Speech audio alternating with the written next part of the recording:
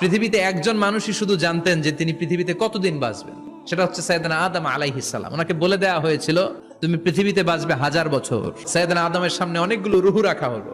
সাইয়েদনা আদম বললেন এরা কারা? আল্লাহ বললেন তোমার বংশধর। সাইয়েদনা আদম বললেন আল্লাহ ওই যে একটা রুহু দেখা যায় এটার নাম কি? এটা তোমার ছেলে দাউদ, সে দুনিয়াতে নবী হয়ে আসবে। সাইয়েদনা আদম বললেন মাবুদ আমার ছেলে দাউদের কত বছর হায়াত আপনি দিয়েছেন? আল্লাহ বললেন মাত্র 40 বছর। সাইয়েদনা আদম বললেন মাবুদ এত ফুটফুটে সুন্দর আমার ছেলে দাউদ মাত্র 40 বছর দিলেন কেন? আল্লাহ আপনি বাড়ায় দেন, আল্লাহকে বাড়ানো যাবে না, লেখা হয়ে গেছে। সাইয়েদনা আদম বললেন আমার 1000 বছর থেকে 60 বছর আমি আমার ছেলেরে দিয়ে দিলাম।